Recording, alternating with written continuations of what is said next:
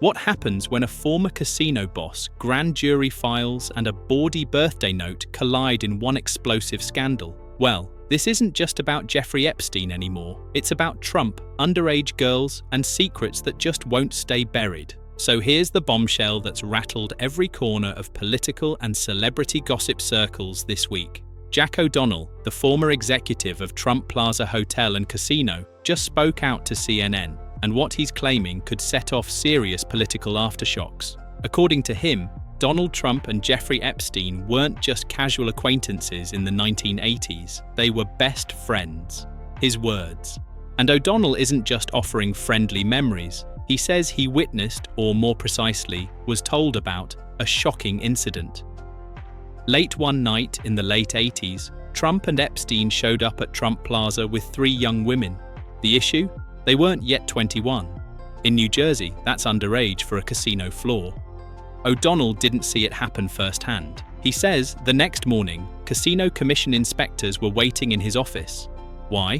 One of them recognized a girl with Trump and Epstein as the number, third-ranked tennis player in the world, and she was just 19. The inspectors had already confirmed that all 3 women were underage and shouldn't have been gambling. What happened next? O'Donnell claims the commission gave Trump a break, but warned it better not happen again. And yes, O'Donnell says he personally called Trump to tell him just that. He didn't stop there. According to O'Donnell, he told Trump, "I don't think you should be hanging out with this guy, and you certainly shouldn't be doing that in Atlantic City." Now fast forward to today, and the White House isn't exactly shrugging this off. They're furious. Trump's communications director, Stephen Chung, fired back, calling O'Donnell a stone-cold loser, a liar and fraud, and said the entire story was fabricated and the product of Trump derangement syndrome.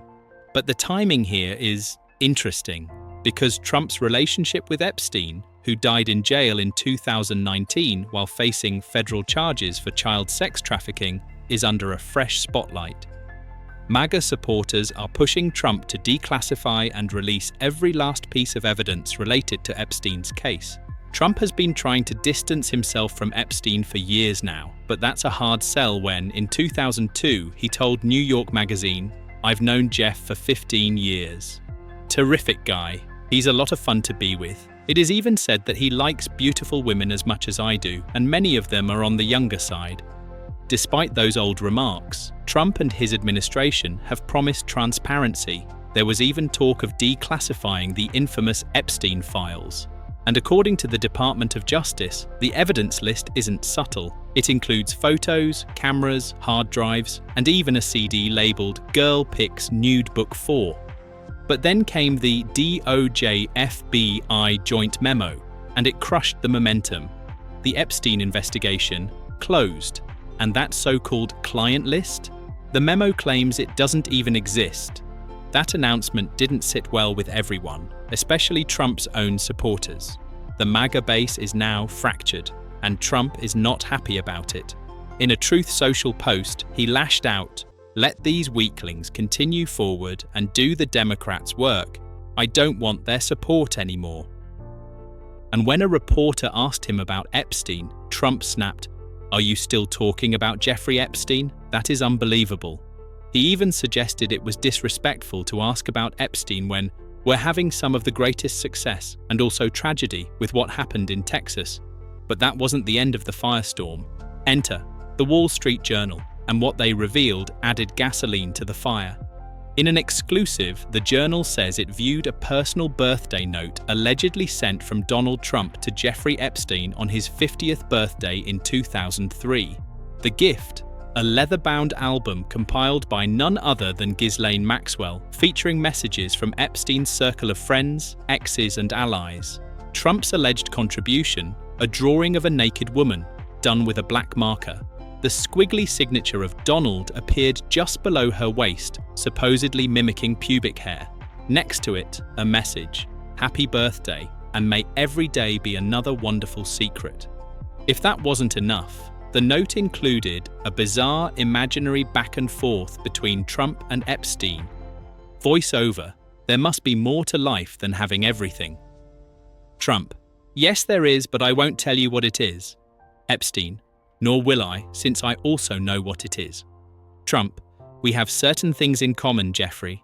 Epstein, yes we do, come to think of it. Trump, enigmas never age. Have you noticed that? Epstein, it was clear to me the last time I saw you. Trump, a pal is a wonderful thing. Happy birthday, and may every day be another wonderful secret.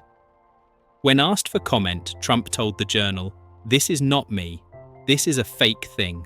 I never wrote a picture in my life. I don't draw pictures of women. It's not my language. It's not my words." And then came the lawsuit threats. Trump said he would sue the Wall Street Journal, News Corp, and Rupert Murdoch himself. On Truth Social, Trump raged that both Murdoch and the WSJ editor-in-chief Emma Tucker were personally warned not to run the story. His post read, "The Wall Street Journal and Rupert Murdoch personally were warned that the supposed letter was a fake and they will be sued." Mr. Murdoch stated he would take care of it, but didn't have the power to do so. They are going with a false, malicious, defamatory story anyway. And he didn't stop there. Trump slammed the WSJ as a disgusting and filthy rag, accusing them of being desperate for relevance. Meanwhile, Vice President J.D. Vance also jumped into the fight, calling the story complete and utter bullshit. He questioned the ethics of the Journal, saying, "They never showed it to us before publishing it. Would you be shocked to learn that?" Vance added, "Does anyone honestly believe this sounds like Donald Trump?" And in another post, he asked, "Doesn't it violate journalistic ethics to publish a letter like this without showing it to the victim?" The mystery deepened when reports revealed that the letter was among materials once reviewed by the Justice Department during earlier Epstein investigations. But there's no confirmation it's part of Trump's current administration review. Oh, and that album? Trump wasn't the only contributor. The Journal says Epstein's powerful friends also participated. Les Wexner, the billionaire behind L Brands, allegedly submitted a sketch of what appeared to be breasts with the message, "I wanted to get you what you want, so here it is." Wexner declined to comment. Alan Dershowitz, Epstein's longtime lawyer, was also reportedly included. When asked, Dershowitz said, "It's been a long time, and I don't recall the content of what I may have written." Now remember, this entire birthday album came just 1 year after Trump praised Epstein publicly in that 2002 New York Magazine interview. But fast forward to 2025, and Trump is trying to shut it all down. After days of pressure from the MAGA base and media chaos, Trump took action.